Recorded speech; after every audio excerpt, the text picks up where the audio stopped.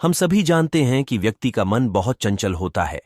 यही कारण है कि मन अशांत रहता है और कई तरह के सवालों का जन्म भी अशांत मन के कारण ही होता है।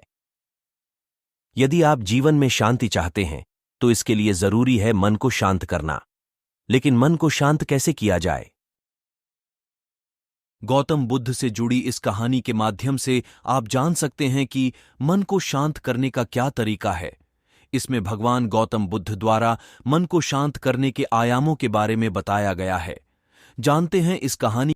मन को शांत करने की कहानी। एक बार एक लड़का गौतम बुद्ध के पास जाकर कहता है, मेरे जीवन में बहुत अशांति है, कृपा करके आप मेरा मार्गदर्शन कीजिए जिससे कि मैं इस अशांति से छुटकारा पा सकूं। गौतम बुद्ध लड़के से जीवन की अशांति का कारण पूछते हैं। लड़का उत्तर देता है, अत्यधिक विचारों के कारण मेरे भीतर बहुत सारे विचार आते हैं जिससे मेरा मन अशांत रहता है। बुद्ध मुस्कुराते हुए कहते हैं, ऊपर आकाश की ओर देखो और बताओ कि तुम्हें सूर्य दिख रहा है।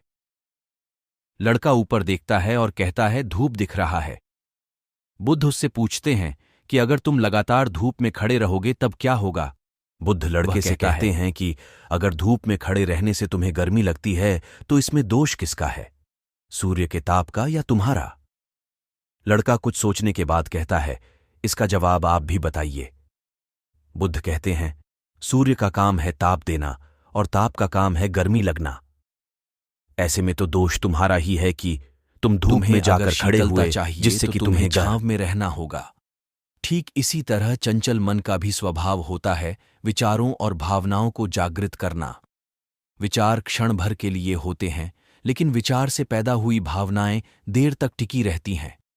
लेकिन यह तुम्हें निर्णय लेना है कि तुम्हें विचार और भावनाओं के साथ चलना है या अलग दिशा बनानी है। कैसे करें मन को शांत? बुद्ध कैसे करें मन को शांत करने के लिए तन के आयाम पर काम करना सबसे आसान तरीका है।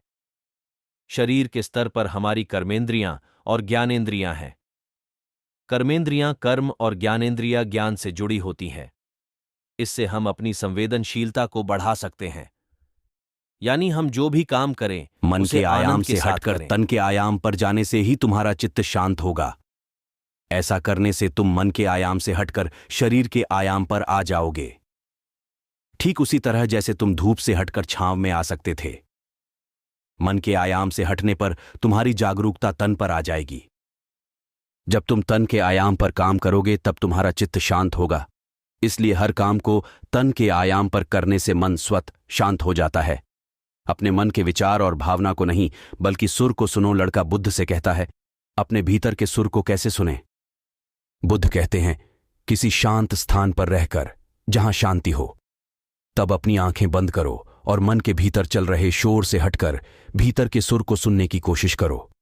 सुर निरंतर चलता रहता है, लेकिन बाहर के शोर के कारण तुम अपने मन के भीतर चल रहे सुर को नहीं सुन पाते हो।